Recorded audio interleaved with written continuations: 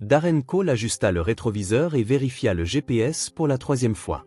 3h30 sur la route et il restait encore 50 minutes avant d'arriver chez lui. Avant de commencer l'histoire, n'oubliez pas de laisser un like et de vous abonner à la chaîne pour voir plus d'histoires comme celle-ci. Un dirigeant à succès. C'était le titre qu'il portait avec fierté, président-directeur général, PDG, de l'une des plus grandes entreprises du pays. Un appartement dans le meilleur quartier, une voiture allemande, un compte en banque à faire rêver n'importe qui, tout ce à quoi il avait aspiré dans sa jeunesse.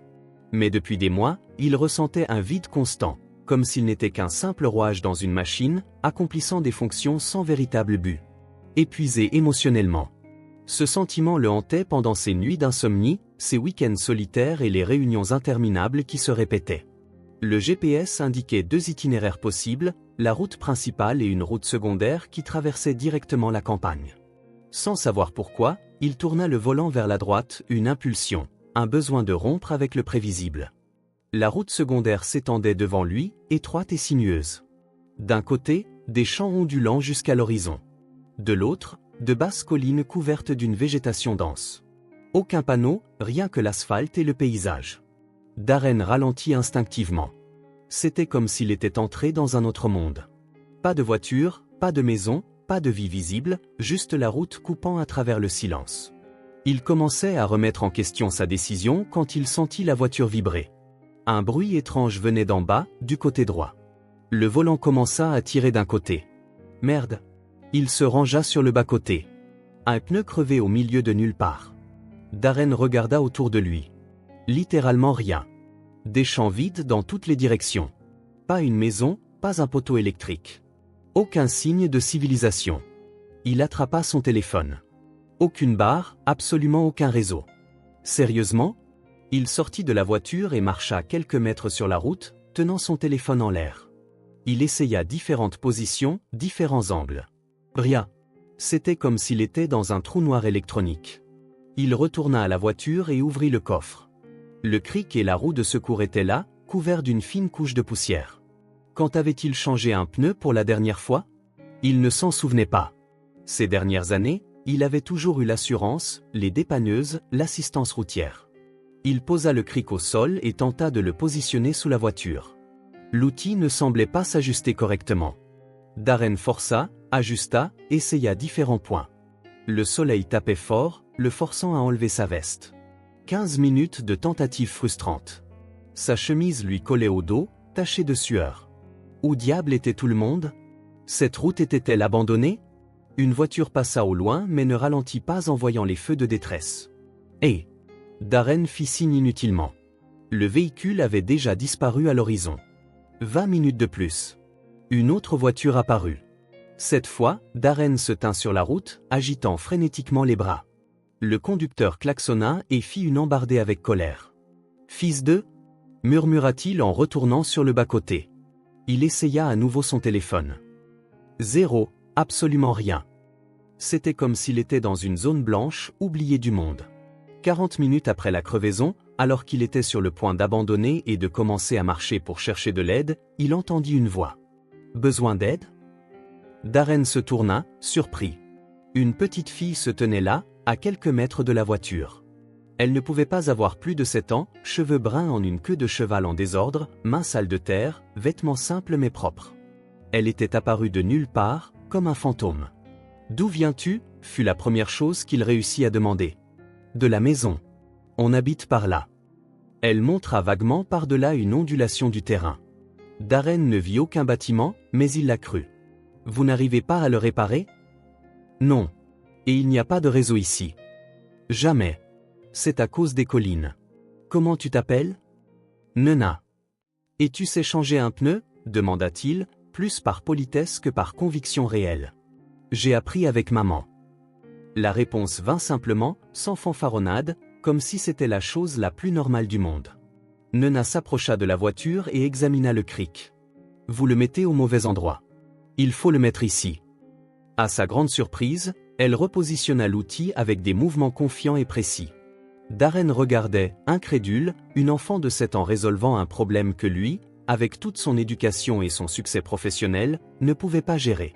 « Comment vous appelez-vous, monsieur Belle Voiture » demanda Nena alors qu'elle commençait à desserrer les écrous. Darren. Je m'appelle Nena. Vous alliez quelque part? Je rentrais chez moi. La réponse sonna étrange, même à ses propres oreilles. Chez lui? L'appartement vide? Nena travaillait avec concentration, sa petite silhouette penchée sur la roue. Darren tenait les pièces quand elle le demandait, serrait les écrous quand elle l'indiquait.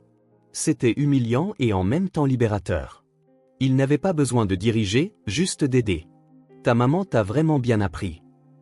Elle m'apprend plein de trucs. Elle dit qu'il faut savoir se débrouiller seul. Est-elle mécanicienne? Non, Nena sourit. Elle travaille dans un magasin, mais elle sait faire tout ce dont elle a besoin. Une femme qui savait un peu tout faire. Darren essaya de se souvenir de la dernière fois où il avait appris quelque chose de pratique, de manuel. Tout dans sa vie était abstrait, chiffres, stratégie, réunions. Tu as des frères et sœurs? Non, c'est juste maman et moi. Et ton père? La question lui échappa avant qu'il n'y pense. Nena ne parut pas dérangée. Je n'en ai pas. Maman dit que c'est mieux comme ça. Le naturel de sa réponse le surprit. Pas de drame, pas d'amertume, juste un fait. Ils continuèrent à travailler en silence. Darren observait l'habileté de l'enfant, son indépendance précoce. Quand avait-il perdu la capacité de faire des choses simples? Nena se redressa, s'essuyant les mains sur sa chemise maintenant tachée. Le pneu est changé. Merci. Vraiment. Tu m'as sauvé. Darren chercha son portefeuille. Laisse-moi te donner quelque chose? 20. 50. Pas besoin. Elle secoua fermement la tête. On aide parce qu'il faut aider. Nena se tourna pour partir. C'est alors que cela arriva. Elle fit un pas précipité, mit le pied dans un petit trou sur le bas-côté et perdit l'équilibre. Elle tenta de se rattraper mais tomba à genoux sur l'asphalte. Tu es blessé? Darren se précipita pour l'aider à se relever. Ça va. Nena se releva rapidement, mais quelque chose était tombé de sa chemise. Un collier, doré, brillant sur l'asphalte gris. Darren sentit le monde s'arrêter, son cœur battait la chamade, son sang se glaça dans ses veines. C'était impossible. Ça ne pouvait pas être vrai. Le collier était identique à celui qu'il avait offert à Mara, 9 ans auparavant. Exactement identique. Le même design délicat, la même chaîne fine, le même cœur doré en pendentif. Mon collier. Nena se pencha vivement pour le ramasser, mais Darren fut plus rapide. Il tenait l'objet entre ses doigts tremblants. Le retourna lentement, le cœur battant de façon erratique. Au dos du cœur, il y avait toujours la gravure qu'il avait fait faire chez un joaillier réputé de la ville, des plus M pour toujours. Darren eut l'impression d'avoir reçu un coup de poing dans l'estomac. Ses jambes tremblèrent légèrement. Il avait la bouche sèche. C'est à moi. Nena tendit sa petite main. S'il vous plaît, je dois le rendre à maman. Eh, c'est à toi? Réussit-il à demander, la voix plus rauque que d'habitude. C'est à maman. Elle me laisse le porter parfois quand je vais jouer. Ça fait longtemps que ta maman a ce collier? Depuis toujours. Nena agita la main avec impatience. Je peux le ravoir? Darren rendit le collier, mais ne pouvait détacher son regard. Ce ne pouvait pas être une coïncidence. Il ne pouvait pas y avoir 2 colliers identiques avec la même inscription personnalisée. Comment s'appelle ta maman? Maman, répondit Nena comme si c'était évident. Mais, son vrai nom? Nena le regarda avec curiosité. Pourquoi voulez-vous savoir? C'est juste, le collier est joli. Il a l'air vieux. Maman l'a depuis toujours. Nena rentra soigneusement le collier sous sa chemise. Depuis avant ma naissance. Le monde tourna autour de Darren. Mara. Ça devait être Mara. Mais comment? Pourquoi? Que faisait-elle ici, au milieu de nulle part, avec une fille de 7 ans? Bon, il faut que j'y aille, dit Nena, s'éloignant déjà. Au revoir, monsieur Darren. Attends. Darren faillit crier, mais se retint. Merci pour ton aide. Tu m'as sauvé. De rien, sourit Nena avant de marcher vers l'ondulation du terrain, disparaissant rapidement. Darren resta sur le bas-côté, la regardant partir. Le pneu était changé, les outils rangés, la voiture prête à continuer le voyage. Mais quelque chose de fondamental avait changé. Il monta machinalement dans la voiture, démarra le moteur. Ses mains tremblaient encore légèrement sur le volant. 8 ans. 8 ans qu'il n'avait pas vu Mara. 8 ans qu'il avait fait le choix qui avait changé sa vie. Il se souvenait de ce jour avec une clarté douloureuse. La promotion incroyable dans la grande ville, vice-présidence régionale, salaire triplé, appartement de fonction, voiture de société, tout ce qu'il avait jamais voulu. Mara lui avait demandé de rester ou de l'emmener. Mais Mara avait ses racines dans sa ville. Elle s'occupait de sa grand-mère malade. Elle avait une petite entreprise qui prospérait. Elle avait des amis, une famille, une vie. Il choisit de partir. Choisit la carrière, le succès. L'avenir qui semblait si brillant. Va, suis ton rêve, avait-elle dit, souriant à travers ses larmes. Mais prends le collier, pour que tu te souviennes que c'était réel. Mais il ne l'avait pas pris. Il le lui laissa. Garde-le pour moi, dit-il. Un jour, je reviendrai le chercher. Il ne le fit jamais. Mara avait essayé de garder le contact les premiers mois. Appels, messages, lettres. Il répondait toujours rapidement, mais les réponses devinrent plus courtes, plus espacées. Le travail consumait tout. Réunions, projets, ambitions. Au bout d'un an, elle cessa d'essayer. Et maintenant, voilà. Le passé se matérialisait dans un collier doré autour du cou d'une enfant de 7 ans, une enfant qui pourrait être liée à lui d'une manière ou d'une autre. Non. Impossible. Le calcul ne collait pas, ou si?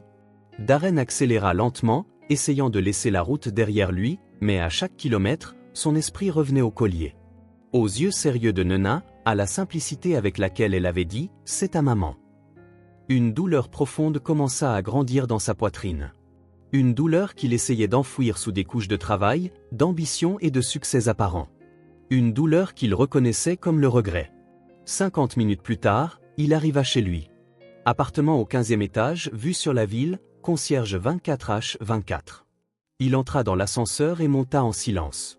Il déverrouilla la porte de son appartement.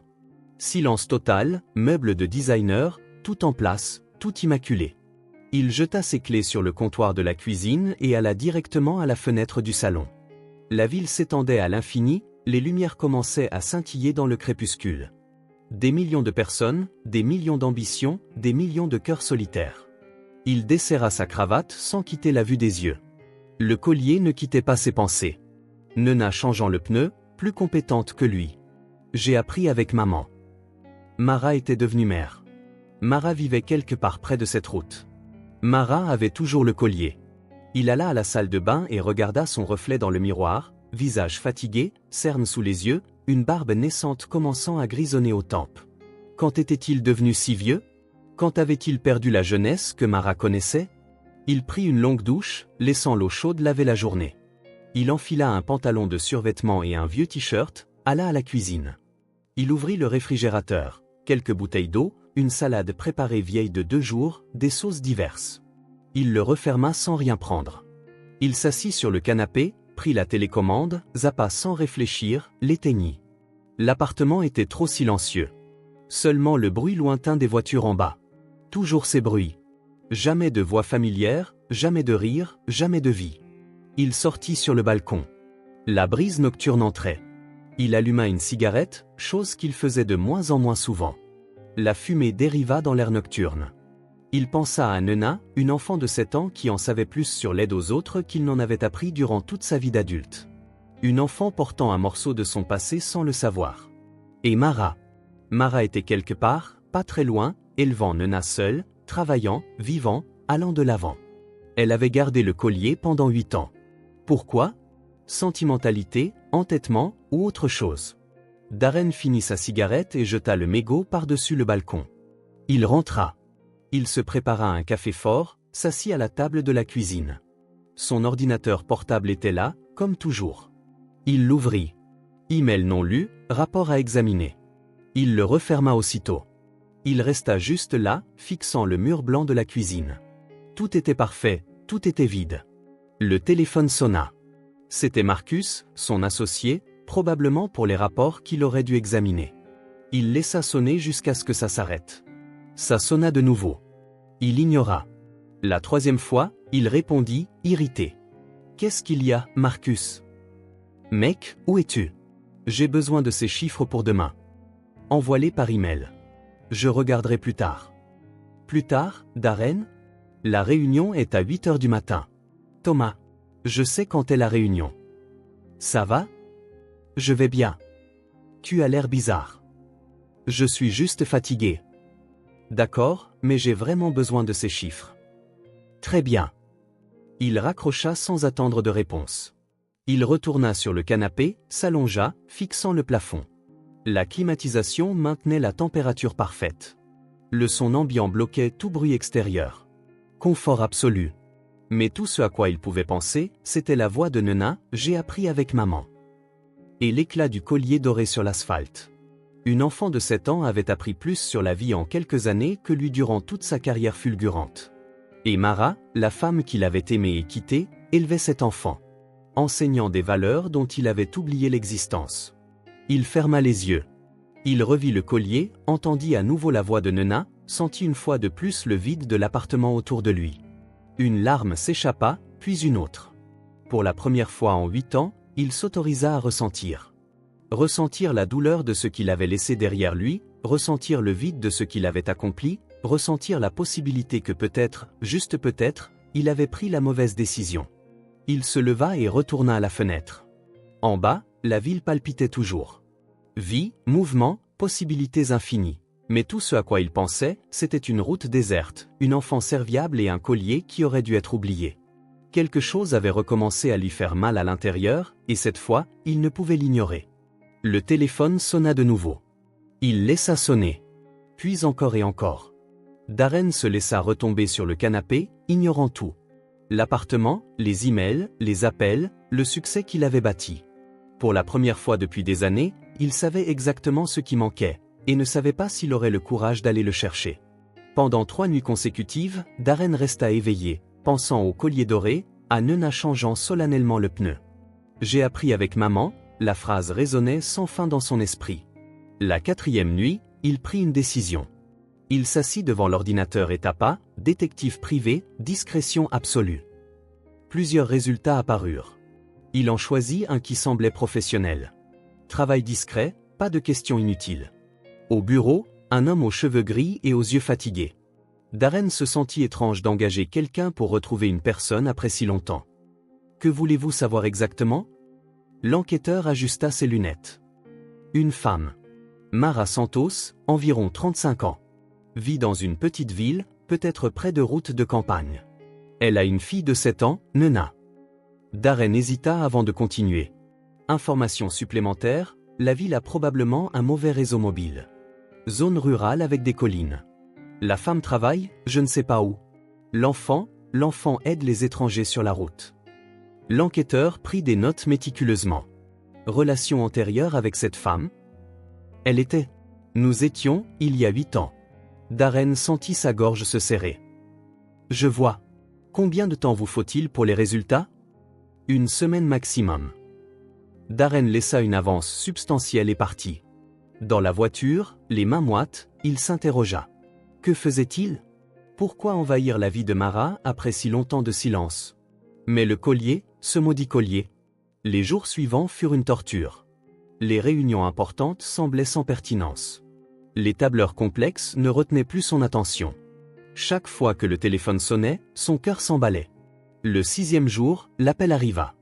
Monsieur Darren, nous avons trouvé des informations sur Mara Santos. Dites-moi. Elle vit à Green Hills. Travaille dans un magasin local. Elle a une fille de 7 ans, Nena. Elles vivent modestement, petite maison sur Flower Street. L'enfant fréquente l'école locale. Darren prit frénétiquement des notes. Green Hills? Vous êtes absolument sûr? Information confirmée par plusieurs sources. Besoin de plus de détails? Non, merci. Il raccrocha, les mains tremblantes. Green Hills. Pourquoi ce nom lui donna-t-il un frisson dans le dos? Il tapa rapidement dans Google Maps, Green Hills localisation. La carte chargea. Un repère rouge apparut. Darren se figea. Ce ne pouvait pas être réel. Il cliqua pour plus d'informations, vérifia les coordonnées, lut les descriptions, sa vision se brouilla. Green Hills. Ce n'était pas seulement là où Mara vivait. C'était sa ville natale. L'endroit où il était né 36 ans auparavant, où il avait appris à faire du vélo dans le parc local, où il avait eu son premier baiser lors d'une fête de l'école, où il rêvait de quitter la petite ville pour conquérir le monde, la ville où il avait juré de ne plus jamais y remettre les pieds quand il était parti pour un stage dans la grande ville à 18 ans. Darren s'enfonça dans son fauteuil, respirant lourdement. Comment ne l'avait-il pas reconnu? Comment avait-il pu passer à côté sans réaliser? Peut-être parce qu'elle avait tant changé. Peut-être parce qu'il avait bloqué intentionnellement tout souvenir de la vie simple qu'il avait laissé derrière lui en poursuivant la grandeur. Mara était retournée dans sa ville natale, y élevant Nena. Au même endroit où il avait grandi, vécu ses 17 premières années. C'était comme si l'univers lui jouait un tour, lui offrant une seconde chance ou exerçant une vengeance cosmique. Il se souvint du jour de son départ. 20 janvier. Soleil éclatant, petite valise, parent fier à la gare routière, ami lui disant au revoir. Sa petite amie de l'époque en larmes. Je reviendrai pendant les vacances, promit-il. Juste le temps de m'installer. Il ne revint jamais. Changea de numéro de téléphone. Changea de mail. Coupa tous les liens avec cette vie qu'il considérait trop petite pour ses rêves. Et maintenant, Mara, la femme qu'il avait rencontrée des années plus tard dans une autre ville, était là, élevant Nena seule, dans les mêmes rues où il jouait autrefois au football. Darren se leva, commença à arpenter le bureau. Il devait décider, y aller ou ne pas y aller? Après 8 ans de silence, avait-il le droit d'apparaître dans la vie de Mara? Et si elle avait tourné la page? Et si Nena était? Il s'arrêta. Il ne pouvait pas y penser maintenant. Il prit le téléphone, composa le numéro de sa secrétaire. Annulé tout la semaine prochaine. Voyage urgent. Mais monsieur, il y a une réunion avec. Annulez tout. Il raccrocha, alla à son ordinateur, chercha des itinéraires pour Green Hills. 2h30 de voiture. Il pouvait faire l'aller-retour le même jour, mais il savait que ce ne serait pas si simple. En rentrant chez lui en voiture, son esprit travaillait fiévreusement. Green Hills. Combien avait-elle changé en 18 ans? Ses parents étaient morts dans un accident quand il avait 22 ans. Il ne lui restait rien là-bas, sauf maintenant. Maintenant, il y avait Mara et Nena. Dans l'appartement, il alla directement au placard, trouva une petite boîte au fond. À l'intérieur, de vieilles photographies, la ville, les amis, ses parents, des moments d'une vie qu'il avait enterrés sous l'ambition et le succès. Une photo spécifique le fit s'arrêter, l'équipe de football de l'école. Il avait 16 ans, souriant. Derrière lui, le terrain où Nena jouait peut-être maintenant. Il la rangea rapidement. Trop douloureux. Il fit un petit sac. Il n'avait aucune idée de combien de temps il resterait. Peut-être un jour, peut-être une semaine. Peut-être que cela changerait sa vie complètement. À 8 heures le lendemain matin, il était dans sa voiture. Lundi. Trafic dense en sortant de la ville, mais peu importait. Cela lui donnait le temps de réfléchir. 2 heures plus tard, il reconnut des points de repère sur la route. Colline familière, vieux panneau, le virage où il avait eu son premier accident de vélo. Il entrait dans Green Hills pour la première fois en 18 ans. La ville avait changé, plus animée, quelques nouveaux bâtiments, mais l'essence demeurait. Les mêmes rues, la même place centrale, l'église toujours au sommet de la colline.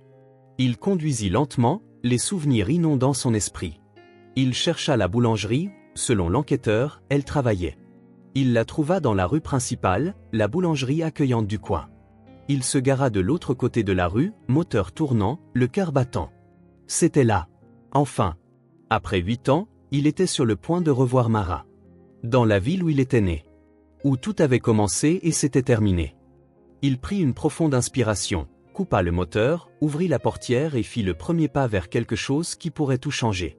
Darren s'arrêta dans un petit magasin de jouets au centre de Green Hills. La ville était plus petite qu'il ne s'en souvenait, mais il reconnaissait chaque coin.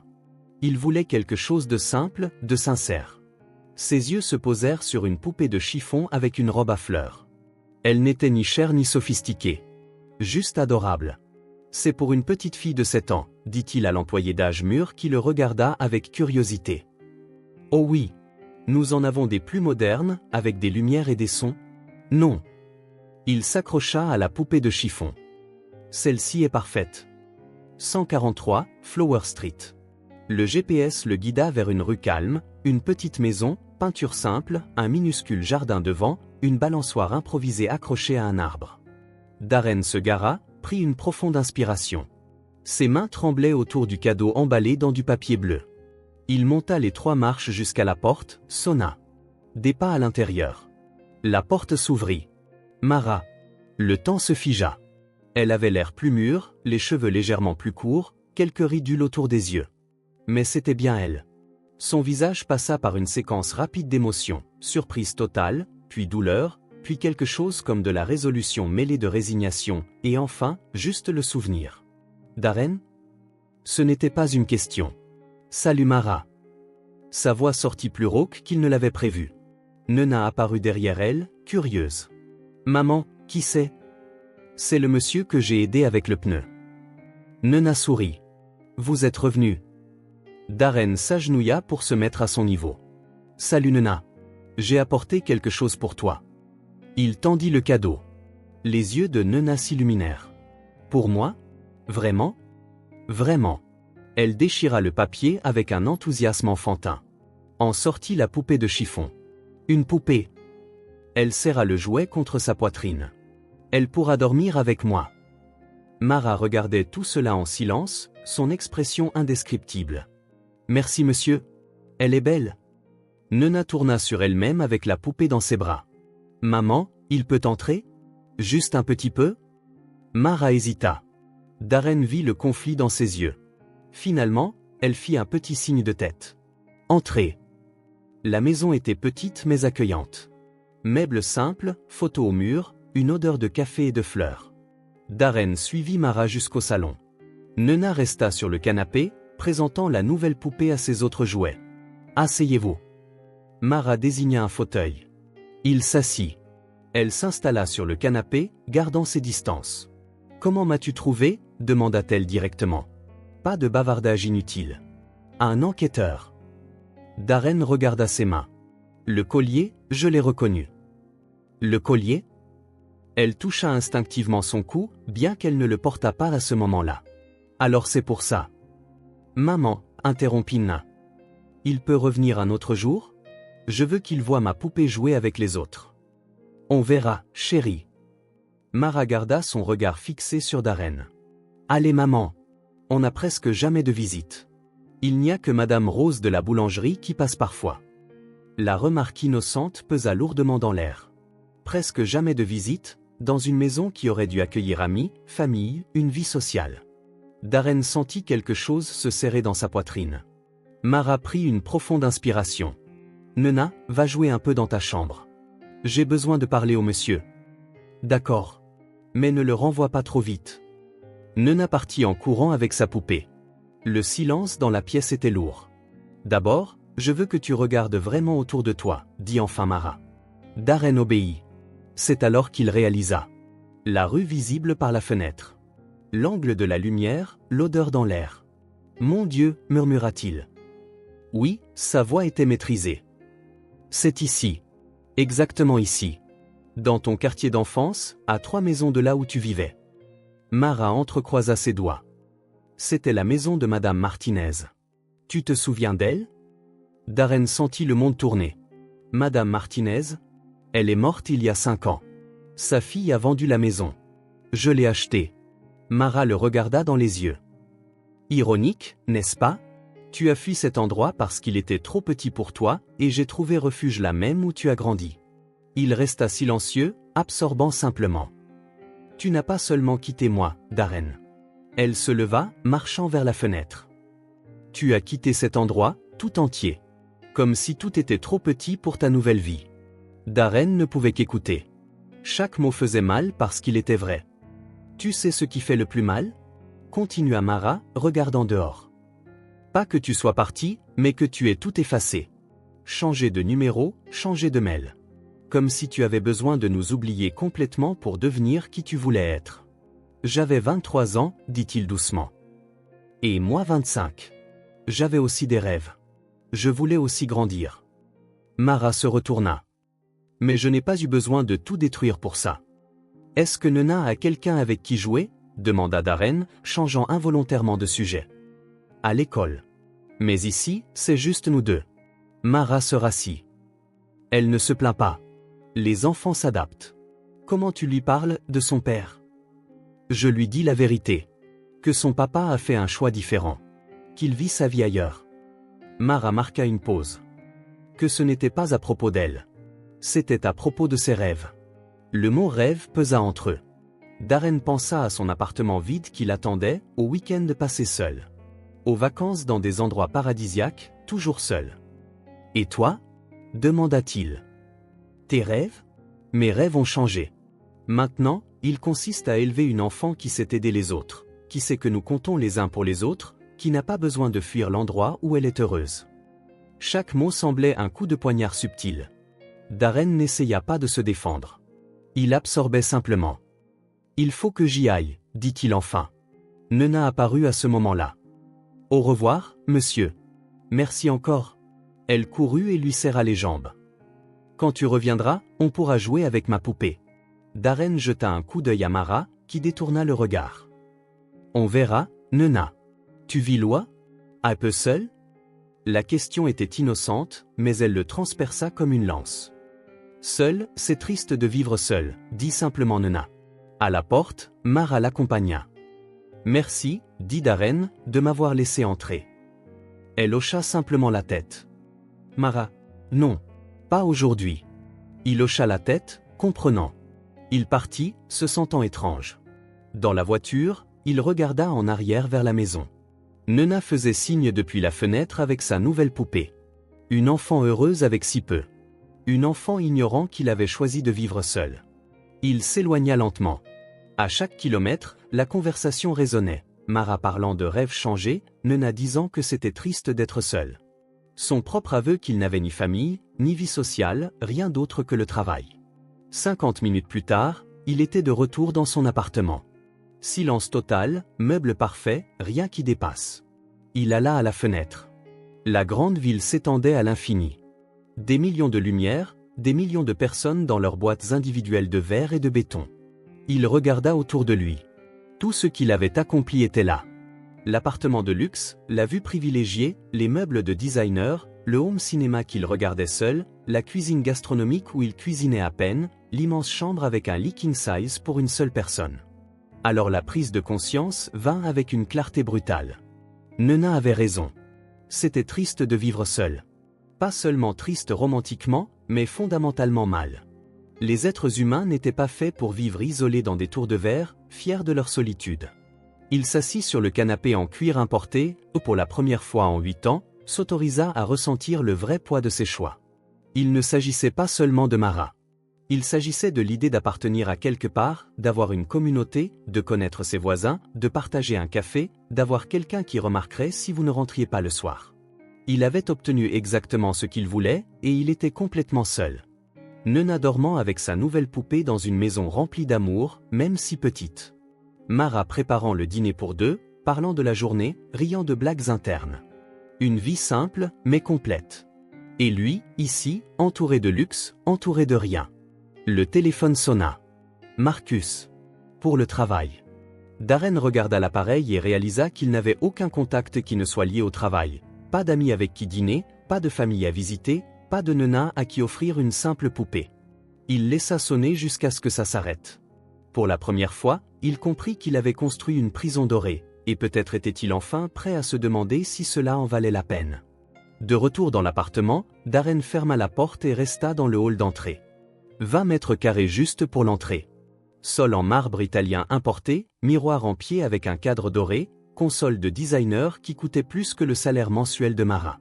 Il entra dans le salon, 40 mètres carrés d'espace ouvert, canapé en cuir italien véritable disposé à l'angle parfait, table basse en verre avec une base en acier brossé, home cinéma avec un écran de 75 pouces et son surround qui, promettait le vendeur, était comme être au cinéma. Quand avait-il regardé quelque chose pour la dernière fois ? Il continua vers la cuisine gastronomique. Granit égyptien importé, appareils électroménagers en acier inoxydable, tous encastrés.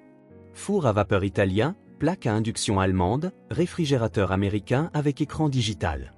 Il l'ouvrit. Quelques bouteilles d'eau minérale, un yaourt périmé, de la sauce soja de la semaine dernière. Il le referma vivement. Le silence était absolu. Aucune odeur de nourriture. Quand avait-il réellement cuisiné pour la dernière fois ? Il ne s'en souvenait pas. Il commandait toujours à livrer, toujours japonais ou thaï, mangeant toujours seul à une table à manger pour 10 personnes. Il alla vers la salle à manger, une table massive en chêne importée du Portugal, 10 chaises rembourrées qui n'avaient jamais été occupées en même temps. En fait, rarement plus d'une était utilisée.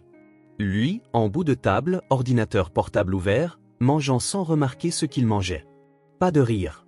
L'appartement n'avait jamais entendu de rire sincère. Peut-être un rire forcé pendant les réunions téléphoniques. Peut-être un son d'approbation quand il concluait un contrat, mais de vrais rires, spontanés, partagés. Il ne s'en souvenait d'aucun. Il se dirigea vers la chambre principale. Lit king size avec une tête de lit rembourrée en cuir. Quand avait-il dormi aux côtés de quelqu'un pour la dernière fois? Il y avait eu des aventures occasionnelles au fil des ans, mais aucune qui n'ait mené à des matins partagés ou à préparer le petit déjeuner pour deux. Le dressing était plus grand que la chambre entière de Nena. Costume rangé par couleur et saison, chemise impeccablement repassée sur des cintres en bois, chaussures italiennes exposées comme dans une boutique, tout parfait, tout dénué de sens. Il retourna au salon et regarda par la fenêtre panoramique, une vue privilégiée sur la ville, le coucher de soleil dorant les immeubles. C'était objectivement beau, objectivement impressionnant, mais subjectivement, rien. Cela ne signifiait rien au-delà du statut, de la réussite financière. Aucun souvenir attaché à cette vue, aucune histoire à raconter sur ce coucher de soleil. Il se rassit sur le canapé, regardant autour de lui, voyant vraiment cette fois. Tableau coûteux au mur, choisi par un décorateur. Non pas parce qu'il les aimait, mais parce qu'il ajoutait de la valeur à l'espace. Pas une seule photo personnelle. Aucun signe d'une vie vécue avec quelqu'un d'autre. C'est ce qui faisait le plus mal. Il n'y avait aucune trace d'une autre personne. Pas de brosse à dents supplémentaire, pas de tasse oubliée dans l'évier, pas de chaussures qui traînent, rien qui n'indique qu'un autre être humain existait dans cet espace. Il avait acheté l'appartement il y a 4 ans. C'était le rêve. Un penthouse dans l'un des quartiers les plus chers. 3 suites. Une parentale avec dressing et salle de bain avec baignoire à remous. Sauna, cave à vin pour 200 bouteilles, espace gourmet avec grille électrique, salle de sport privée, piscine privée, tout ce dont un homme qui a réussi avait besoin, tout ce dont il avait rêvé quand il avait commencé à travailler. Et maintenant, à 35 ans, possédant tout cela, la seule chose à laquelle il pouvait penser était la petite maison de Mara. L'odeur du café, Nena serrant sa nouvelle poupée de chiffon, les rires sincères, la chaleur tangible, même avec des meubles simples. Il alla au bar, un scotch de 18 ans d'âge, un verre en cristal d'Irlande. Il versa 2 doigts, se rassit. Le liquide brûla mais n'apporta aucun réconfort. L'appartement était impeccable. La femme de ménage venait 2 fois par semaine et n'avait pas grand-chose à faire. Juste épousseter des objets qui ne bougeaient jamais, passer l'aspirateur sur des tapis qui ne voyaient jamais d'autres empreintes que les siennes. Ranger une cuisine utilisée pratiquement comme pièce d'exposition. Il regarda l'horloge. 19 heures. Dans d'autres foyers, c'était l'heure du dîner en famille. Parler de la journée, petites disputes et réconciliations rapides, projet du week-end, la vie se déroulant en temps réel. Ici, c'était l'heure de décider quelle livraison commander, de manger seul en regardant les informations économiques, d'examiner des emails qui pouvaient attendre lundi, de s'allonger sur un lit géant et de réaliser à quel point il semblait vide. Il avait grimpé financièrement, professionnellement, socialement. Il était au sommet de la pyramide qu'il avait méticuleusement construite pendant 12 ans, vice-président exécutif, un salaire à 6 chiffres, un appartement valant plus que l'ANC. Yen maison de ses parents, une voiture allemande dans le garage, une carte de crédit sans limite. Mais il s'était vidé de sa substance. Il ne restait rien d'autre que des réalisations matérielles, pas d'histoire à raconter qui ne concerne pas des contrats conclus, personne avec qui partager son succès à part des collègues de travail, personne qui se souciait vraiment de savoir s'il rentrait ou non. La sonnette retentit. Livraison. Cuisine taille cette fois. Il paya généreusement, comme toujours, étala la nourriture sur la table à manger, tira une chaise, ouvrit son ordinateur portable. Il mangea machinalement en répondant aux emails. Il ne remarqua pas le goût de la nourriture. Il ne savait pas si c'était bon ou mauvais. Il satisfaisait juste un besoin biologique. Quand il eut fini, il rangea les restes, nettoya la table. Tout retourna à sa place, comme si rien ne s'était passé. Il alla à la chambre, changea de vêtements, se brossa les dents, se regardant dans le miroir.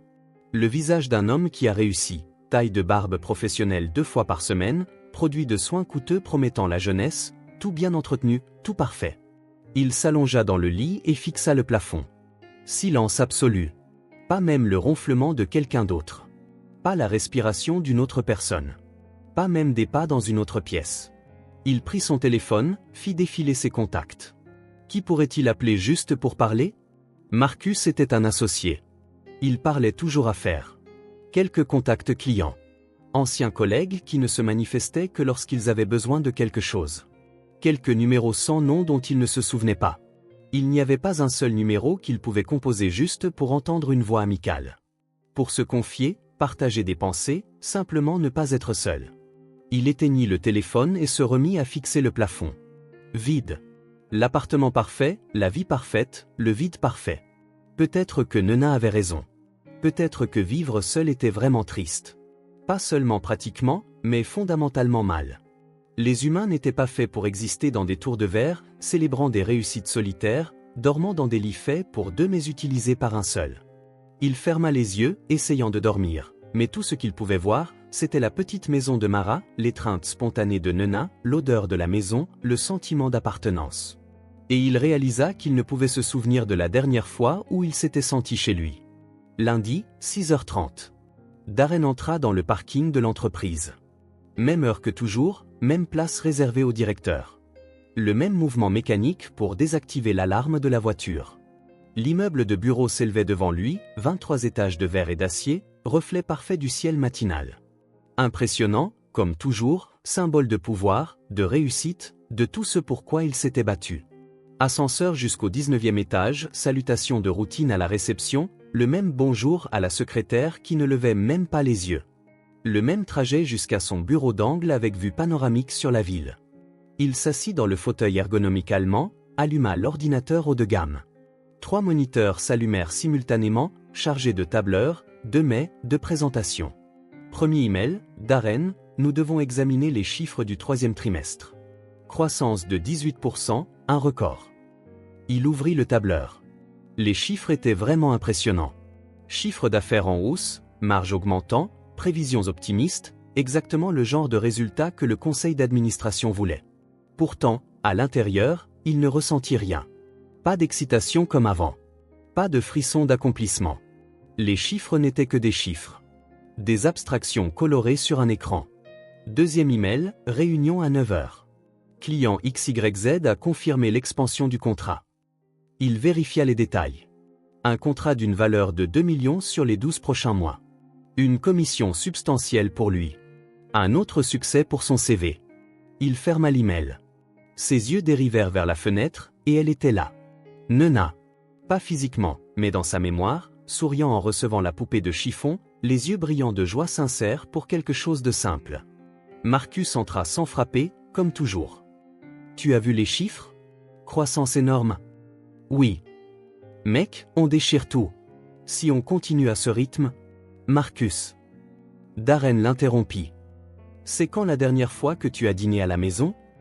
Marcus cligna des yeux, confus par le changement brusque de sujet. Tu veux dire, en famille? Avec quelqu'un? Un repas fait maison, une vraie conversation? Aucune idée. La semaine dernière? Le mois dernier? Marcus gloussa. Pourquoi ces questions existentielles? On est au milieu d'un trimestre record. Darren retourna sa chaise vers l'ordinateur. Oublie ça. Marcus partit en marmonnant quelque chose sur la pression et le stress. Troisième email, rapport de satisfaction client. 97% d'approbation. Il ouvrit le rapport. Graphique parfait, commentaire positif, éloge pour le professionnalisme de l'équipe, des résultats qui devraient le rendre fier. Mais tout ce à quoi il pouvait penser, c'était Mara, tu as quitté cet endroit comme s'il était trop petit pour ta nouvelle vie. Ces mots résonnaient dans son esprit depuis vendredi. Il ne pouvait y échapper. Quatrième email, félicitations pour la performance. Prime trimestrielle approuvée. Il cliqua pour voir le montant, 50 000 net. Assez d'argent pour acheter la maison de Mara 3 fois. Il ferma l'email sans aucune satisfaction. Le téléphone sonna. Un client important voulant discuter d'une nouvelle proposition. Darren Cole. Bonjour Monsieur Cole. C'est à propos de l'expansion sur le marché asiatique. Une demi-heure de conversation, propositions, contre-offres, chiffres astronomiques discutés avec désinvolture, tout ce qui l'énergisait autrefois. Il raccrocha et fixa le téléphone. Le collier, doré, pendant au cou de Nena. Des plus M pour toujours. Pourquoi cela faisait-il encore si mal? 10e email de la journée, réunion de direction à 14 heures. Planification stratégique 2025. Il ouvrit son agenda. Journée chargée, comme d'habitude. Réunion consécutive, appel client, conférence investisseur. Il se leva et marcha vers la fenêtre. Du 19e étage, la ville avait l'air minuscule. Voitures semblables à des fourmis, gens insignifiants se précipitant vers leurs engagements insignifiants. Est-ce que certains de ces gens rentraient chez eux dans des maisons remplies de vie? Le téléphone sonna de nouveau. La secrétaire.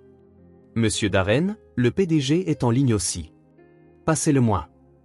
Darren, excellent trimestre. Le conseil d'administration est impressionné. Merci. Nous envisageons votre promotion au poste de SVP, senior vice-président. Nous en discuterons en décembre. Vice-président senior. Plus d'argent, plus de responsabilités, plus de vide. Je suis honoré. Vous le méritez. Personne n'obtient de tels résultats. Il raccrocha. SVP. Le sommet de la pyramide de l'entreprise. Le rêve ultime pour tout cadre. Pourquoi ne ressentait-il rien? Plus de mais, plus d'appels, plus de chiffres croissants, plus de contrats signés. Il s'arrêta au 15e message et ferma Outlook. Il retourna sa chaise vers la fenêtre. La ville était là, vaste et impersonnelle, mais son esprit était dans une petite rue, une maison simple, une enfant qui savait changer des pneus et une femme qui avait trouvé refuge là où il s'était enfui. On frappa à la porte. Sylvia, son assistante. Monsieur Darren, voici le rapport financier. Laissez-le sur le bureau. Et voici l'invitation pour le dîner de gala. Client clé? Confirmez ma présence. Seul? Ou, seul, comme toujours. Seul. Qu'est-ce que ce serait d'avoir une compagne? Quand avait-il emmené quelqu'un qui compte à un événement pour la dernière fois? Sylvia partit. Le bureau redevint silencieux. Il ouvrit le rapport. Encore des chiffres impressionnants. Plus de croissance, plus de succès. Pourtant, rien ne bougeait en lui. C'était comme regarder la vie de quelqu'un d'autre. Observer des réussites qui n'apportaient aucune satisfaction. Collectionner des trophées vides sur une étagère déjà pleine. Son téléphone vibra. Un SMS de Marcus. Tu as vu la nouvelle proposition client? 3 millions par an. Il ne répondit pas. Il se leva et retourna à la fenêtre. Pressa sa paume contre la vitre froide. En bas, quelqu'un traversait la rue en hâte. Peut-être rentrait-il chez lui. Peut-être que quelqu'un l'attendait. Peut-être avait-il des histoires au-delà des chiffres et des contrats. Il retourna au bureau, ouvrit Google Maps, tapa Green Hills. 2 heures de route. 2 heures jusqu'à quoi? L'endroit qu'il avait fui. La maison de Mara. Des réponses à des questions qu'il ne savait pas comment poser. Mais il savait une chose, rien n'avait plus de sens ici. Les chiffres impressionnaient tout le monde sauf lui. Les contrats continuaient de croître, mais ils ne comblaient pas le vide. Marcus revint. Darren, tu viens dîner avec nous chez Luigi? Tout le monde y va. Pas aujourd'hui, mec. On fête ça. Meilleur trimestre de l'histoire. Marcus. Darren le regarda droit dans les yeux. Es-tu heureux? Quoi? Heureux, pour de vrai. Pas professionnellement heureux. Marcus hésita. C'est quoi ce discours? Oublie ça. Marcus partit en secouant la tête. Darren fixa l'écran. Plus de mais affluents. Plus d'exigences. Plus de la même chose qui ne signifiait plus rien. Il ferma tous les programmes. Il prit un stylo, du papier à en-tête de l'entreprise, commença à écrire. Pas une présentation, pas un rapport, pas un email. Une lettre de démission. Il s'arrêta à la 2e ligne. Était-ce vraiment ce qu'il voulait? Il regarda autour de lui. Le bureau luxueux, les succès affichés au mur, les symboles de pouvoir, la vue privilégiée. Il pensa à la petite maison, à l'odeur du café, à la poupée de chiffon dans les bras de Nena, à Nena demandant si c'était triste de vivre seul. Il continua d'écrire. Il ne s'agissait pas de fuir le travail. Il s'agissait de courir vers quelque chose qui avait du sens. L'enfant, le collier, la ville, Mara, tout l'appelait. Tout l'attirait. Et il décida qu'il reviendrait, mais cette fois, pour rester. Samedi matin. Darren se gara sur Flower Street avec un sac de matériel de dessin. Il avait passé toute la semaine à penser à ce moment, à planifier comment cela pourrait se passer, imaginant si Mara le laisserait rester. Il frappa doucement. Nena ouvrit la porte avant qu'il ne puisse sonner une deuxième fois. Tu es revenu. Ses yeux pétillaient. Maman, c'est le monsieur de la peinture. Mara apparut, surprise. J'ai apporté. Il souleva le sac. J'ai pensé que Nena aimerait faire un peu de peinture. Si ça ne dérange pas. Mara hésita, mais Nena tirait déjà le sac de ses mains. Je peux voir? Je peux? Nena, laisse-le entrer d'abord. Mara ouvrit plus grand la porte. Entrez. Dans la petite cour de la modeste maison, Darren étendit une vieille couverture fournie par Mara. Nena s'assit immédiatement, explorant les crayons de couleur comme s'il s'agissait de trésors. Tant de couleurs, s'exclama-t-elle en les alignant par nuances. Je n'en ai jamais eu autant. Quelle est ta couleur préférée? Demanda Darren en s'asseyant à côté d'elle. Le jaune comme le soleil et le rose comme la poupée que tu m'as donnée. Ils commencèrent à dessiner côte à côte. Darren, qui n'avait pas touché de crayon de couleur depuis des décennies, se sentit maladroit. Nena, avec une aisance enfantine, créait des mondes sur le papier. Qu'est-ce que tu vas dessiner? Demanda-t-elle, jetant un coup d'œil à sa feuille blanche. Je ne sais pas trop. Ça fait si longtemps que je n'ai pas dessiné. Qu'est-ce que tu penses que je devrais dessiner? Dessine notre rue, avec l'ancienne maison de Madame Martinez. Darren esquissa des lignes hésitantes. La mémoire guidait sa main. Sa rue d'enfance apparut sur le papier, plus personnelle que spacieuse. Nena travaillait avec une concentration totale, la langue tirée, les sourcils froncés, perdue dans son monde créatif. Mara apparut avec 2 verres de jus, observant à distance, appuyé sur le portail qui séparait la cour de la rue. Celui-là, c'est pour ton patron, dit Nena en sortant un dessin. C'est une fleur. Tout le monde aime les fleurs. Je n'ai plus de patron, Nena. Elle parut confuse. Tout le monde a un patron. Plus moi. Comment expliquer à une enfant de 7 ans une démission de carrière, le choix de tout recommencer? J'ai décidé que je voulais faire d'autres choses. Quel genre de choses? Je suis en train de chercher. Nena accepta la réponse simplement, comme le font les enfants. Regarde le mien. Elle montra fièrement son dessin. Darren sentit sa poitrine se serrer. C'était une famille. 3 bonshommes allumettes, clairement différents. Un petit au milieu, un moyen à gauche et un grand à droite. Au-dessus de leur tête, d'une écriture d'enfant, Maman, Nena, Darren. C'est nous? Demanda-t-il doucement. Oui, on est une famille maintenant, non? Mara, qui ne pouvait entendre la conversation de là où elle se tenait, vit son expression changer. Elle s'approcha. Qu'est-ce qui se passe? Darren tendit le dessin. Mara resta silencieuse un long moment. Nena, ma chérie, pourquoi n'irais-tu pas chercher d'autres feuilles à l'intérieur? D'accord. La fille courut les chercher. Elle ne comprend pas, commença Darren. Elle comprend plus qu'elle ne le laisse paraître. Je ne lui ai pas demandé. Ne t'excuse pas. C'est ainsi qu'un enfant traite les choses. Nena revint avec d'autres feuilles. Maintenant, dessinons ta maison, Darren. Ma maison? Oui, où tu habites. Darren prit une nouvelle feuille. Comment dessiner un appartement vide? Comment dépeindre la solitude? Il dessina une haute boîte avec de nombreuses fenêtres. Géométrie froide. Ligne droite. C'est tellement carré, observa Nena. Où sont les fleurs? Où sont les gens? Il n'y en a pas. Tout le monde a des fleurs. Laisse-moi t'aider. Avant qu'il ne puisse protester, Nena attrapa un crayon vert et commença à ajouter de la vie à son dessin. Des fleurs aux jardinières, un soleil éclatant dans le ciel, des nuages en forme de cœur. Voilà. Maintenant, c'est mieux. Et ça l'était. L'appartement semblait moins seul avec ses ajouts enfantins. Ils dessinèrent pendant 2 heures.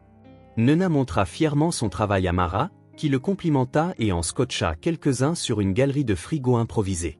J'ai faim, annonça finalement Nena. Et si on allait manger ensemble? Suggéra Darren en jetant un coup d'œil à Mara.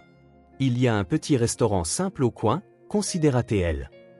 Nena aime leur soupe à la tomate. Dans le petit restaurant local, Nena s'assit entre eux.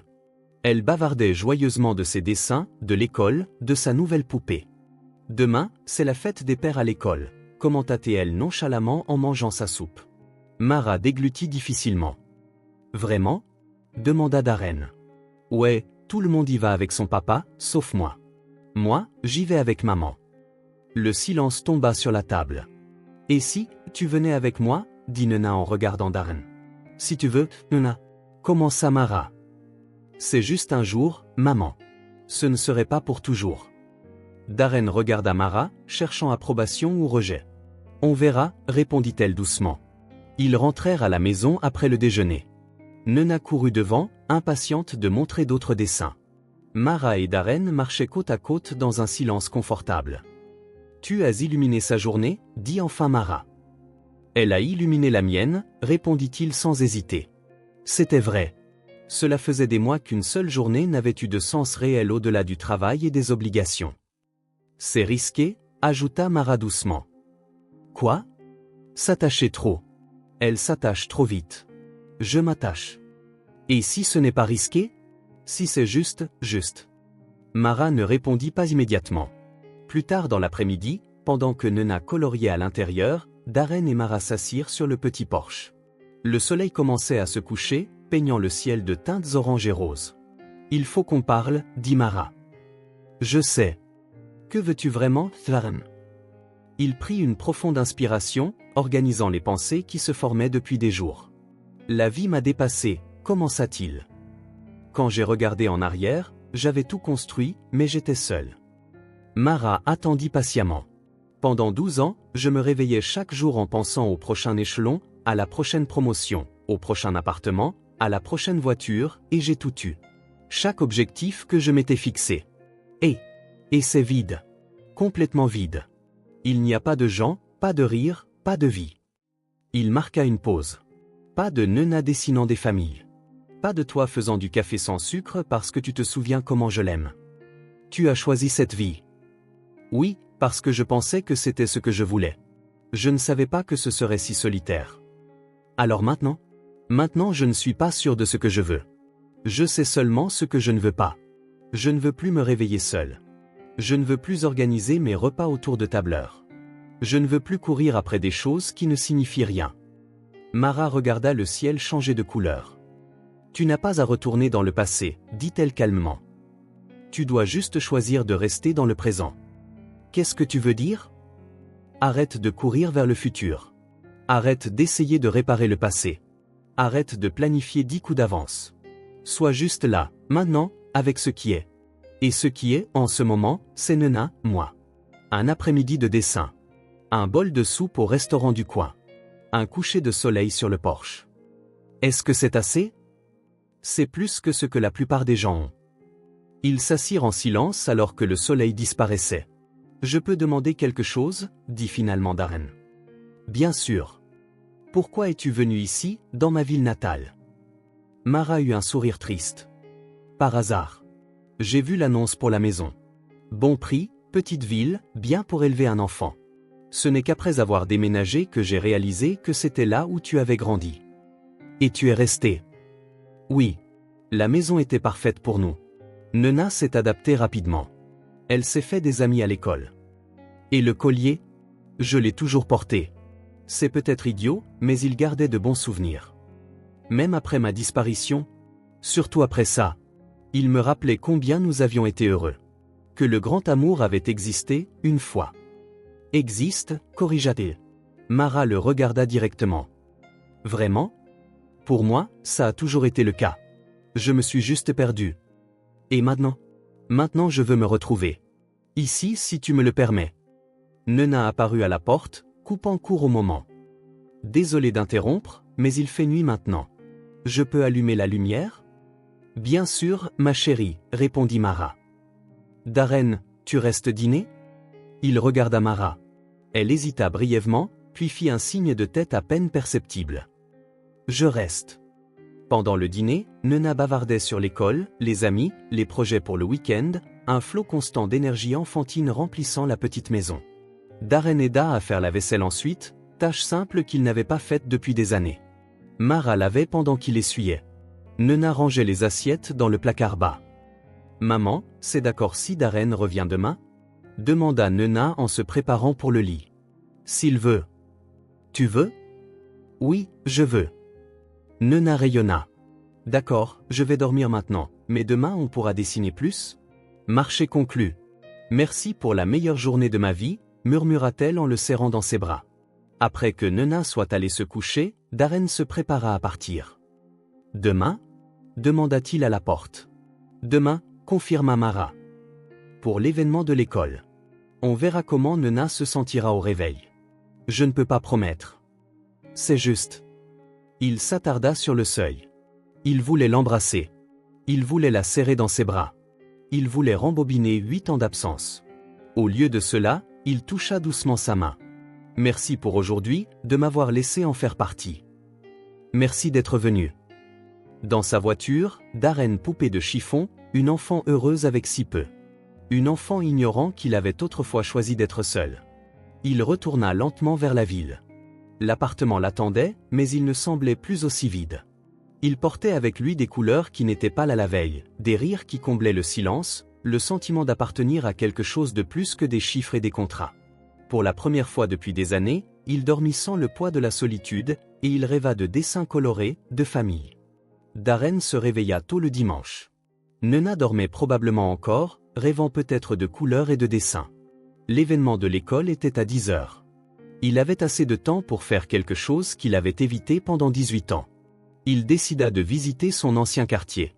Il conduisit lentement à travers les rues familières. Chaque coin ravivait un souvenir endormi. Là, le bar où son père regardait les matchs de foot. Là, la pharmacie où il prenait les médicaments pour sa mère. 10 minutes plus tard, il atteignit son ancienne rue. Il se gara au coin, le même lampadaire, maintenant avec un nouveau panneau, zone de stationnement désignée. Avant, il n'y avait aucune règle de stationnement. À l'époque, il n'y avait que 3 voitures dans toute la rue. Il sortit et commença à marcher.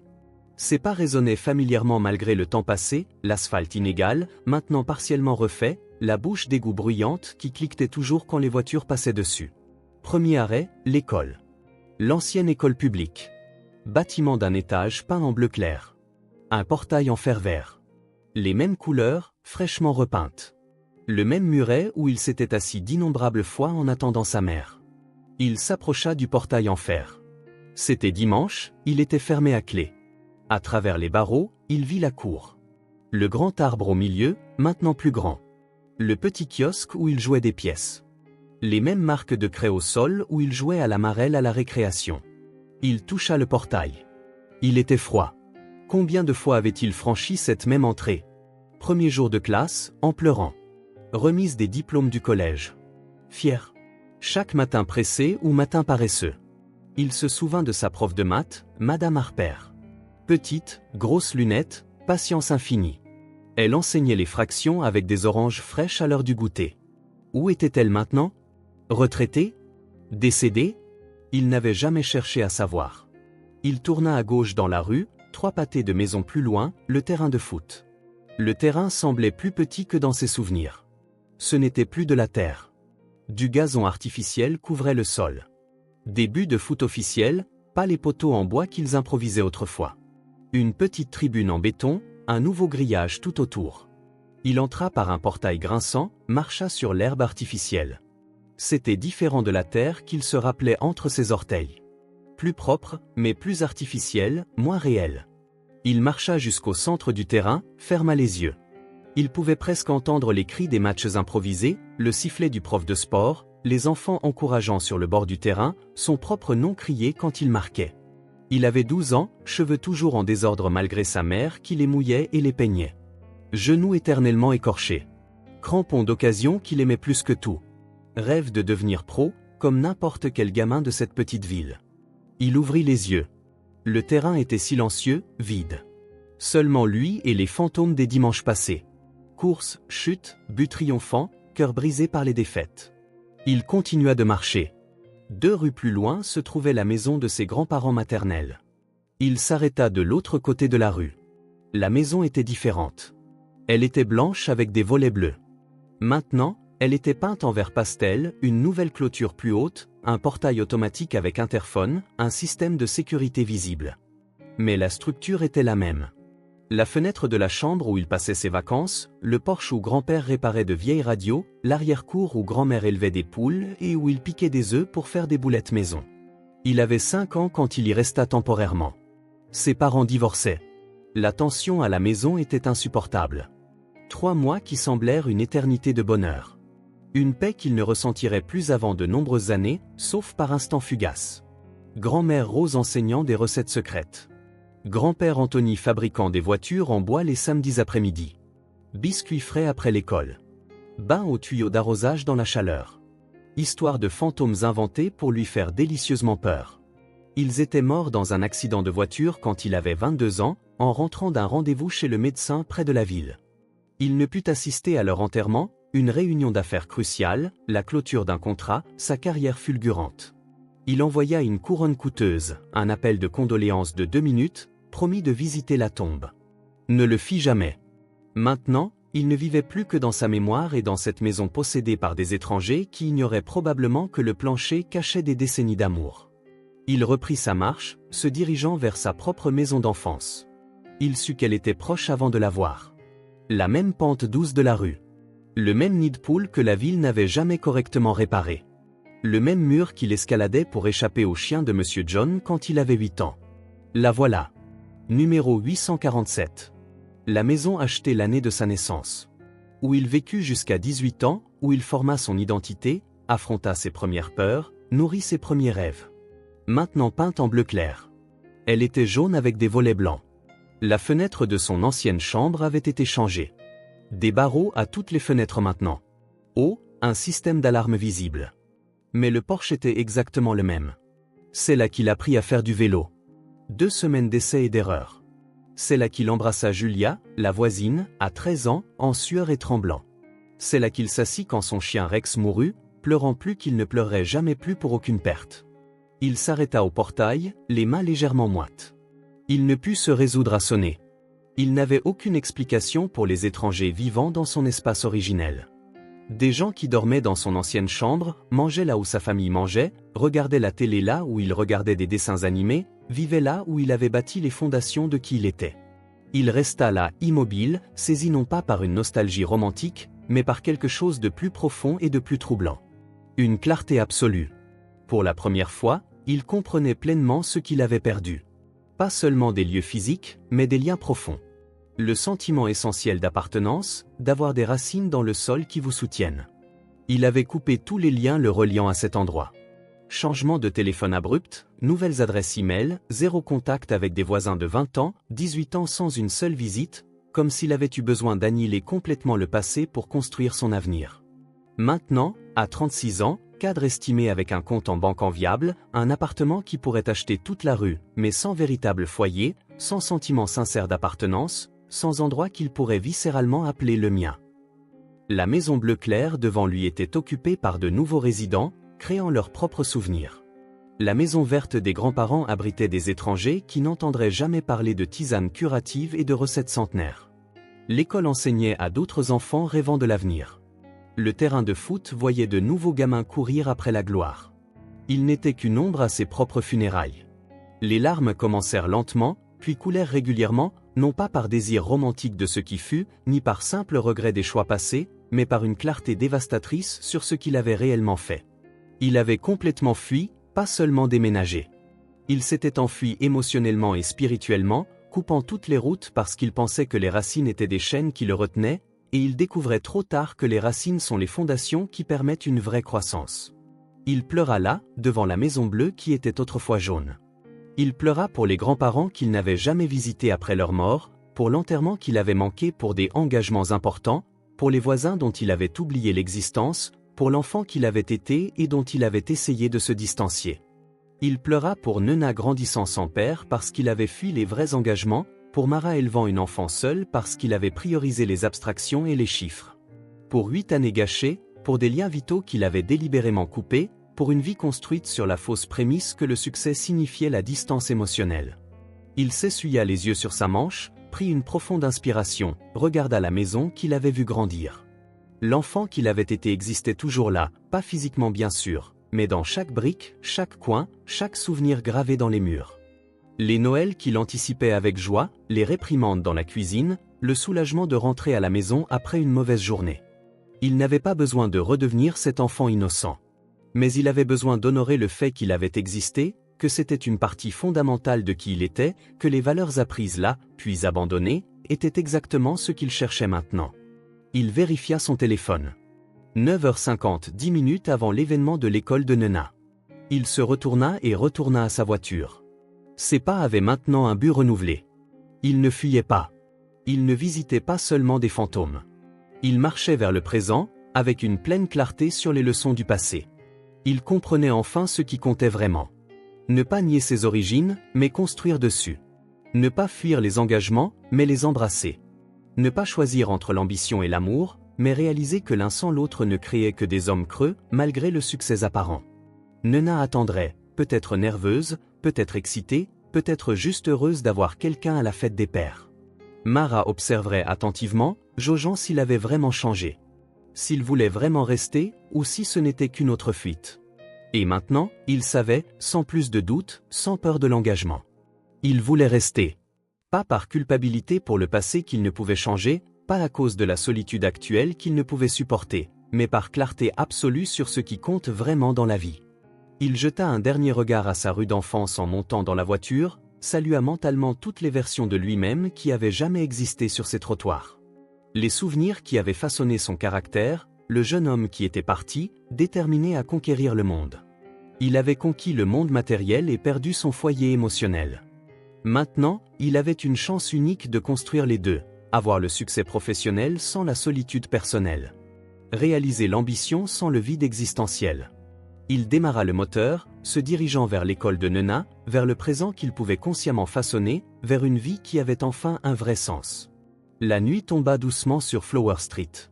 Darren et Mara étaient sur le petit porche, regardant les premières étoiles apparaître dans le ciel assombri.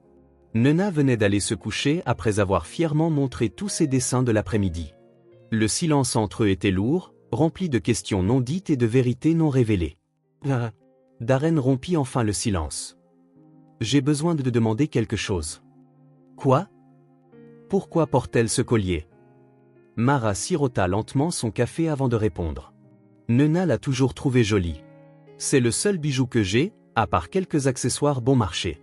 Elle l'emprunte parfois quand elle va jouer dehors. Elle aime comment il scintille au soleil de l'après-midi. C'est tout. C'est tout ? Pourquoi mentirais-je sur quelque chose d'aussi simple ? Darren hésita, organisant les pensées qui le hantaient depuis des jours. C'est une étrange coïncidence, tu ne trouves pas ? De tous les enfants du monde, dans tous les endroits possibles, c'est elle qui m'a aidé. Et elle portait ce collier précis. Mara regarda l'horizon où la dernière lueur du jour s'estompait. Parfois, la vie fonctionne de manière mystérieuse. J'ai besoin de demander quelque chose de plus sérieux. Elle se tourna vers lui. Je sais exactement ce que tu vas demander. Le cœur de Darren s'emballa. Ils restèrent silencieux un long moment, le son lointain des voitures remplissant le vide. Nena a 7 ans. La dernière fois que nous étions ensemble, c'était il y a 8 ans. C'était en septembre. Je me souviens de la date exacte. Sa voix sortit basse, presque un murmure.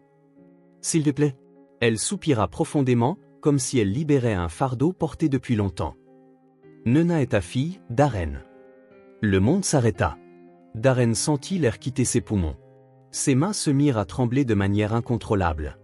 Les mots résonnaient dans son esprit, mais n'avaient pas encore tout à fait de sens. Je suis père. Oui. Oh mon Dieu.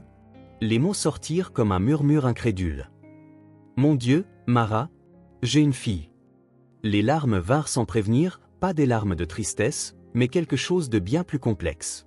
Soulagement mêlé de culpabilité. Joie mêlée de regret. Le poids écrasant de cette année perdue. Tout ce temps, murmura-t-il pour lui-même. Tout ce temps, j'avais une fille et je ne le savais pas. Mara resta silencieuse, le regardant assimiler. Ses mains étaient stables, comme si elle s'était préparée à ce moment pendant des années. Pourquoi ne me l'as-tu pas dit ? S'étouffa-t-il entre deux sanglots. Pourquoi n'as-tu pas essayé de me le dire ? Comment ? Sa voix contenait une vieille blessure. Tu avais changé de numéro, de mail. Tu avais coupé tout contact. Comment aurais-je pu te le faire savoir alors que tu ne voulais clairement plus rien avoir à faire avec moi ? Tu aurais pu essayer via l'entreprise. Je l'ai fait. Sa voix était ferme maintenant. Pendant 2 mois entiers après avoir découvert que j'étais enceinte, j'ai appelé ton bureau plus de 20 fois. J'ai envoyé des messages. J'ai essayé tous les moyens possibles. Et on m'a dit que tu leur avais personnellement demandé de bloquer tout contact qui n'était pas strictement professionnel. Que tu ne voulais rien savoir de ta vie antérieure. Ce furent les mots exacts. Darren baissa la tête, la honte lui brûlant les joues. Il se souvenait parfaitement de cette instruction. Il avait été catégorique sur le fait de couper les ponts avec son ancienne vie. Je ne savais pas que tu étais enceinte? Non, tu ne le savais pas. Et quand j'ai réalisé que je ne pouvais pas te joindre, que tu avais manifestement choisi de m'effacer, j'ai pris une décision. Mara le regarda dans les yeux. J'ai décidé de l'élever seul. Sans dépendre de quelqu'un que je ne pouvais même pas localiser. J'aurais pu aider, au moins financièrement. Je l'aurais fait. Nous n'avions pas besoin d'argent, Darren, interrompit doucement Mara. Nous avions besoin d'un père, d'une présence. De quelqu'un qui voulait vraiment être là, pas de quelqu'un forcé de payer une pension alimentaire. Darren pleurait ouvertement maintenant. Il pensait à toutes ces nuits passées seul dans son appartement vide. Tous ces week-ends sans projet, tous ces triomphes professionnels qu'il avait célébrés seul avec une bouteille de whisky coûteuse. Et pendant tout ce temps, il avait une fille quelque part, apprenant à marcher, à parler, à lire, à vivre. Est-ce qu'elle sait, réussit-il à demander à travers ses larmes. Est-ce qu'elle sait que je suis son père? Non, pas encore. J'attendais le bon moment pour le lui dire. Quand cela aurait-il été? Quand j'aurais été sûr que tu étais sérieux. Que tu n'allais pas simplement débarquer dans sa vie et disparaître à nouveau une fois la nouveauté passée. Tu penses que j'ai changé maintenant? Mara étudia son visage longuement. Tu sembles différent. Plus présent. Comme si tu avais enfin arrêté de fuir quelque chose. J'ai changé, Mara. Tellement que j'ai démissionné de mon travail. Tu as quoi? J'ai démissionné. La semaine dernière. Je ne pouvais plus prétendre que cette vie comptait. Et qu'est-ce que tu vas faire maintenant? Maintenant, je sais que je suis père, que j'ai manqué 7 ans de sa vie, et je ne veux pas manquer un jour de plus. Il s'essuya les yeux du revers de la main. Je veux rattraper le temps perdu. Je veux être là, pleinement. Darren, ce n'est pas si simple. Tu ne peux pas débarquer après 8 ans et décider d'être un père. Alors comment ça marche? D'abord, tu prouves que tu es sérieux. Que tu ne disparaîtras pas à la première difficulté. Que tu as vraiment changé. Elle marqua une pause. Nena mérite la stabilité. Elle mérite quelqu'un qui reste là, pas quelqu'un qui apparaît dès qu'il a une crise existentielle. Combien de temps faudra-t-il pour prouver que je suis sérieux? Aussi longtemps qu'il le faudra. Un mois, 6 mois, 1 an. Il n'y a pas de calendrier pour bâtir la confiance. Darren hocha lentement la tête. Et en attendant? En attendant, tu continues de venir. Tous les jours si tu veux. Aider au devoir. L'accompagner à l'école. Juste être là. Sans précipitation. Sans pression. Laisse-la s'habituer à toi. Et toi? Et moi, comment te sens-tu par rapport à tout ça? Mon retour? Nous? Mara baissa les yeux sur ses mains, choisissant ses mots avec soin. Je me suis senti trahi quand tu es parti. Puis j'ai été en colère. Puis j'ai eu peur d'élever une enfant seule. Mais avec le temps, la colère s'est estompée et je me suis adapté. Et maintenant je ne sais pas trop quoi ressentir. Une partie de moi est heureuse que tu saches enfin. Une autre partie a peur que Nena s'attache et que tu repartes. Je ne partirai pas. Tu as déjà dit ça. Quand tu as promis qu'on resterait ensemble même si tu déménageais dans la grande ville. Darren se leva, marcha jusqu'à la rambarde du porche, regarda la rue sombre, quelques fenêtres éclairées dans les maisons voisines. Il pensa à tous les choix qu'il avait faits, à toutes les promesses rompues. J'étais une personne différente alors. Courant après des choses qui, je pensais, me rendraient heureux. Et maintenant je sais ce qui compte vraiment. Et c'est ici. Toi et Nena. Cette vie simple que je trouvais autrefois trop petite. Il se tourna vers elle. Je veux rester, complètement. Pas comme un visiteur. Comme un père. Comme quoi? Comme quelqu'un qui comprend enfin ce qu'il a perdu et qui veut construire quelque chose de réel. Mara resta silencieuse un long moment. Allons-y doucement, Darren. Très doucement. D'abord Nena. Ensuite, on verra. Je peux venir demain? Oui. Et après-demain aussi? Oui. Et le jour d'après? Merci. Ne me remercie pas. Mérite-le. Darren se leva pour partir, s'arrêta à la porte du porche, regardant en arrière. Mara? Oui. Je suis désolé. Pour tout. d'avoir fui, de ne pas avoir été là, d'avoir manqué tant de choses. Je sais. Et peut-être qu'un jour je te pardonnerai complètement. Mais d'abord, tu dois te pardonner toi-même. Il hocha la tête et partit, restant assis dans sa voiture quelques minutes avant de démarrer le moteur. Une fille. Il avait une fille. Nena n'était pas juste une enfant gentille qui avait aidé un étranger sur la route. C'était sa fille. Il retourna lentement vers son appartement, qui semblait maintenant encore plus vide qu'avant. Mais il savait aussi qu'il ne resterait pas vide longtemps. Il avait une nouvelle mission, une nouvelle raison de se lever chaque matin. Pour la première fois en 8 ans, Darren Cole avait quelque chose de plus important que le travail. Il avait une famille à construire. Et cette fois, il ne fuirait pas. Dimanche matin, Darren arriva tôt avec des viennoiseries fraîches, encore chaudes de la boulangerie locale. Nena courut à la porte au son de la cloche, comme elle avait commencé à le faire depuis 3 semaines. « Bonjour Darren », sourit-elle en lui serrant les jambes. « Bonjour princesse. J'ai apporté des viennoiseries pour le petit déjeuner. » À la table de la cuisine, pendant qu'il mangeait, Nena bavardait avec excitation de ses projets pour la journée. Mara observait l'interaction, une décision pesant sur son esprit. Après le petit déjeuner, pendant que Darren aidait à faire la vaisselle et que Nena arrangeait ses dessins dans le salon, Mara rassembla son courage. « Nena, ma chérie », appela-t-elle. « Peux-tu venir un moment ? J'ai besoin de te parler de quelque chose. » Nena posa ses crayons et entra dans la cuisine. Elle grimpa sur une chaise, les pieds ballants sans atteindre le sol. « Qu'est-ce qu'il y a, maman ? J'ai fait quelque chose de mal ? » « Non, ma puce.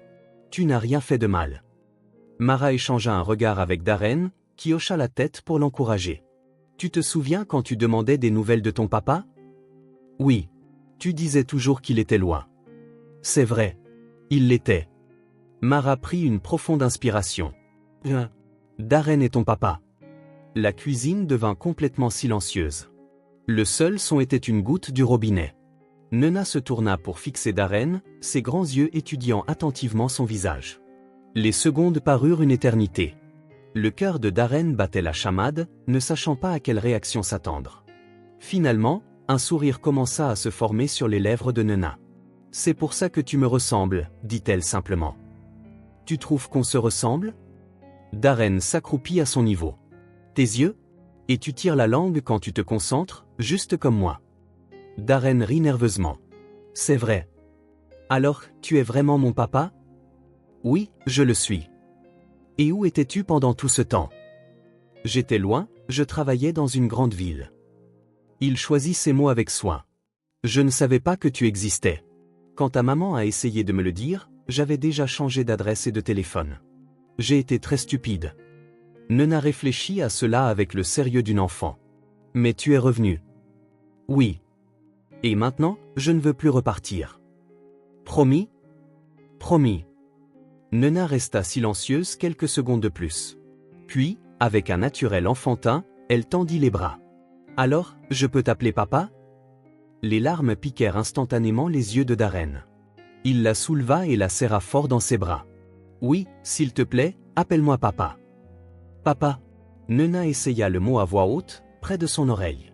« Papa, ça fait bizarre. »« Tu t'y habitueras, murmura-t-il. »« Et j'aurai un papa qui ne partira pas ? Je serai là tous les jours. » Nena se recula pour le regarder dans les yeux.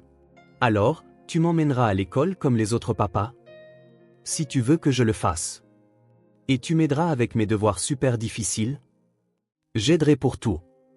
Et tu regarderas des films avec moi le dimanche. Tous les films que tu veux. Et tu feras des crêpes quand je serai triste ?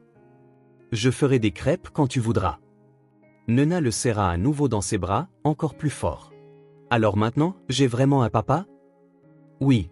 Pour toujours. » Mara regardait la scène, les larmes aux yeux. C'était le moment qu'elle avait imaginé tant de fois, sans jamais savoir comment ce serait réellement.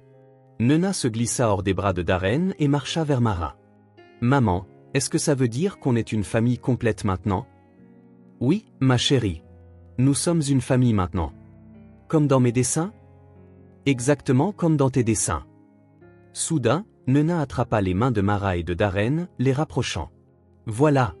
Maintenant, vous êtes ensemble tous les deux, et j'ai maman et papa. » Commença Mara. Je sais que vous n'habitez pas encore ensemble, mais est-ce qu'on va être comme ça pour toujours? Il vient tous les jours, puis il s'en va. Darren et Mara échangèrent un regard. C'était la question qu'ils évitaient tous les deux. On verra comment les choses se passent, dit doucement Mara. D'accord, mais j'aime bien quand il reste. Ce soir-là, après un dîner préparé ensemble, Nena insista pour que Darren lui lise son histoire du soir. C'est une tradition père-fille, déclara-t-elle. Dans sa chambre, elle choisit un livre sur la famille. Je l'ai choisi exprès, avoua-t-elle. Parce qu'aujourd'hui, j'ai découvert que j'en avais vraiment une. Darren lut, la voix épaisse d'émotion. À la fin, Nena était presque endormie. Papa? Oui. Tu seras là quand je me réveillerai? Je serai là. Et demain? Aussi demain. Tous les jours? Darren lui embrassa le front. Tous les jours. Promesse de papa. Bonne nuit papa. Bonne nuit ma petite fille. Dans le salon, Mara attendait avec 2 tasses de café. Comment te sens-tu? demanda-t-elle. Différent, répondit-il. Comme si j'avais enfin trouvé ma place dans le monde. Elle l'a bien pris. Les enfants sont étonnants comme ça. Et maintenant je suis père, officiellement. Et toi et moi? Il hésita. Et nous, on trouvera une solution, un jour à la fois. Nena a raison, tu sais, sur le fait que je vienne et reparte tous les jours. Je sais. Mais nous ne sommes pas prêts pour.